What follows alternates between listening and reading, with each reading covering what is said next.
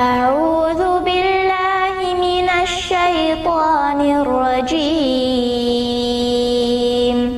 بسم الله الرحمن الرحيम। तस्हीलुल मसादिर सबक नंबर 3 माज़ी मजहूल का बयान। अब माज़ी मजहूल क्या है? अभी माज़ी मुतलक आप पढ़ी हैं, ठीक है। माज़ी मुतलक में था कि किसी काम का होना समझा जाए, लेकिन आपको ये नहीं मालूम होगा कि उस काम को किए वक्त कितना गुज़रा है। और माज़ी मजहूल क्या है? अब ये देखिए, वो है जिससे गुज़रे हुए ज़माना में किसी काम का होना समझा जाए लेकिन करने वाला मालूम ना हो। माज़ी मुतलक जो है, इसमें आपको मालूम है कि उसने किया, उन्होंने किया, तूने किया, तुमने किया, यहाँ मालूम है करने वाला। लेकिन मजहूल जो है, इसमें काम करने वाला मालूम नहीं होता। काम तो होता है लेकिन काम किया है किसने, ये नहीं मालूम होता। और ये चीज़ पहले भी समझाया गया है। माज़ी मजहूल वो है जिससे गुज़रे हुए ज़माना में किसी काम का होना समझा जाए लेकिन करने वाला फ़ाइल मालूम ना हो। फ़ाइल का मतलब ही होता है करने वाला। तो काम हुआ है लेकिन काम किया किसने है ये पता नहीं हो। माज़ी मारूफ़ के आखिर में हाशुद बढ़ा करके माज़ी मजहूल बनाते हैं, जैसे परवर्द से परवरदा शुद। अब जैसे माज़ी मुतलक आप बनाई थी, परवर्दन से परवर्द बनाई थी। अब परवर्द ये हो गया माज़ी मुतलक, और माज़ी मुतलक से अब माज़ी मजहूल बनेगा। यहाँ माज़ी मारूफ़ जो लिखा है ना, तो परेशान होने की ज़रूरत नहीं है। माज़ी मुतलक बोलिए चाहे माज़ी मारूफ़ बोलिए, या तो माज़ी मुतलक मारूफ़ तीनों बोल सकते हैं। जैसे यहाँ पे गर्दान में लिखा है माज़ी मुतलक मारूफ़, यानी माज़ी मुतलक है यानी गुज़रा हुआ ज़माना है जिसमें कोई काम हुआ है, और मारूफ़ है यानी काम करने वाला मालूम है।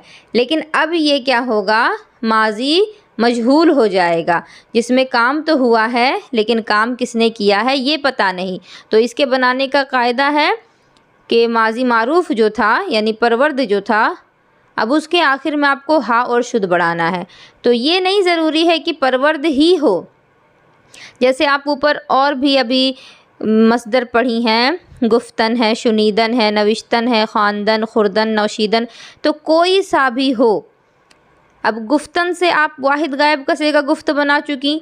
गुफ्त बनाने के बाद अब इसके आखिर में भी आप हाशुद लगा देंगी अगर, तो ये भी मजहूल बन जाएगा। उसी तरह शुनीदन है, शुनीदन का आप माज़ी मुतलक क्या बनाएंगी, शुनीद बनाएंगी वाहिद गायब का सेगा, और शुनीद बन गया जब, तो अब इसके आखिर में आप हाशुद लगा देंगी, शुनीदा शुद हो जाएगा, तो ये मजहूल बन जाएगा। यानी जितने भी सेगे होंगे उन सेगों को पहले आप वाहिद गायब का सेगा बनाइए सारे मसदर के, और उसके बाद आखिर में हा और शुद लगा दीजिए, तो ये हो जाएगा माज़ी मजहूल। हा शुद बढ़ाकर माज़ी मजहूल बनाते हैं, जैसे परवर्द से परवरदा शुद।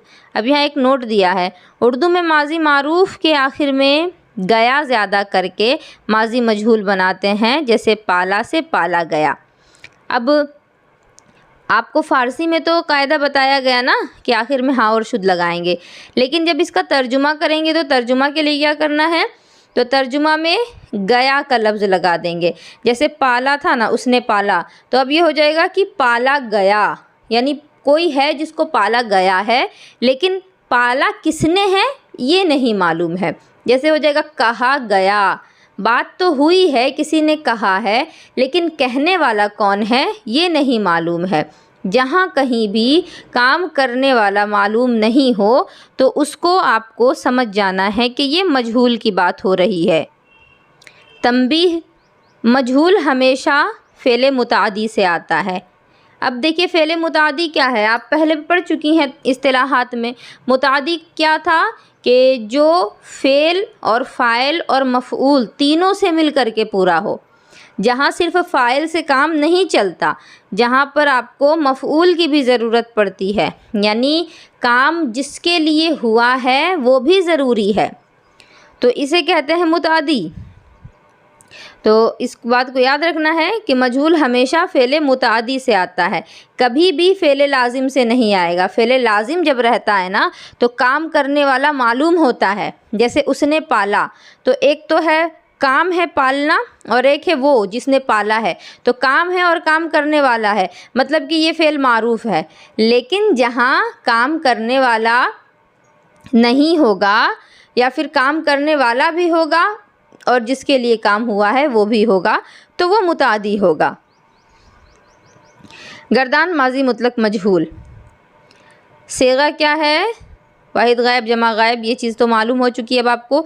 अब देखिए यहाँ गर्दान परवरदह शुद, ये परवर्द था नॉर्मल, आखिर में हाशुद लगाएं, परवरदह शुदंद। और एक चीज़ यहाँ याद रखें, यहाँ जो आप अलामत लगा रही थी अभी तक, अलामत जो था वो आप आखिर में लगा रही थी हर एक सेगे के, लेकिन अब ये जो अलामतें हैं ना, ये अब आपके हाशुद के अंदर लगती जाएगी। आप अगर गौर से देखें तो आपको समझ भी आएगा। परवर्द से परवर्दा शुद्ध ये हो गया। अगला है परवर्दा शुदंद। अब आप यहाँ देखिए शुदंद, नून दाल शुद्ध में लगा है। परवर्दा शुदी, या जो है हाजिर की अलामत वो भी शुद्ध में लगा है। परवर्दा शुदेद, परवर्दा शुदम, परवर्दा शुदेम, सारी अलामतें हैं लेकिन शुद्ध पर लगी हैं सब। परवर्दा शुद्ध, वह पाला गया, यानी किसी को पाला गया है लेकिन मालूम नहीं है कि वो कौन है। परवर्दा शुदंद, वह पाले गए। परवर्दा शुदी, तू पाला गया। परवर्दा शुदेद, तुम पाले गए। परवर्दा शुदम, मैं पाला गया। परवर्दा शुदेम, हम पाले गए। तो सारी चीज़ें तो वैसे ही हैं, 6 सेगे हैं इसमें भी उसमें भी, लेकिन फ़र्क इतना है कि वहाँ आपको काम करने वाला मालूम था, यहाँ मालूम नहीं है। अब सवालात क्या हैं? माजी मारूफ़ और मजहूल में क्या फ़र्क है? तो माजी मारूफ़ और मजहूल में फ़र्क ये है कि माजी मारूफ़ जो होगा उसमें काम करने वाला मालूम होगा और माजी मजहूल में काम करने वाला मालूम नहीं होगा। माजी मजहूल बनाने का कायदा बताएं। तो माजी मजहूल बनाने का कायदा आप पढ़ चुकी हैं कि माजी मुतलक के आखिर में या माजी मारूफ़ के आखिर में हा और शुद्ध लगा करके माजी मजहूल बनाते हैं। गुफ्त से माजी मजहूल की गर्दान करो। अब गुफ्त से गर्दान कैसे करें? जैसे परवर्द से किए हैं, जहाँ जहाँ परवर्द है वहाँ वहाँ गुफ्त लगाएंगे। परवर्दा शुद्ध की जगह हो जाएगा गुफ्ता शुद्ध, परवर्दा शुदंद की जगह हो जाएगा गुफ्ता शुदंद, परवर्दा शुदी की जगह गुफ्ता शुदी, परवर्दा शुदेद की जगह गुफ्ता शुदेद, परवर्दा शुदम की जगह गुफ्ता शुदम, परवर्दा शुदेम की जगह गुफ्ता शुदेम। और पाला गया से माना हो जाएगा कहा गया, वह कहा गया, वह कहे गए, तू कहा गया, तुम कहे गए। बाकी चीज़ें तो आप सभी जान ही रही हैं। इसके बाद है नविश्ता शुदेद, क्या सेगा है?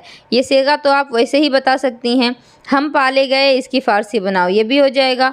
गुफ्ता शुदेद का तर्जुमा करो, बिल्कुल कर सकती हैं आप।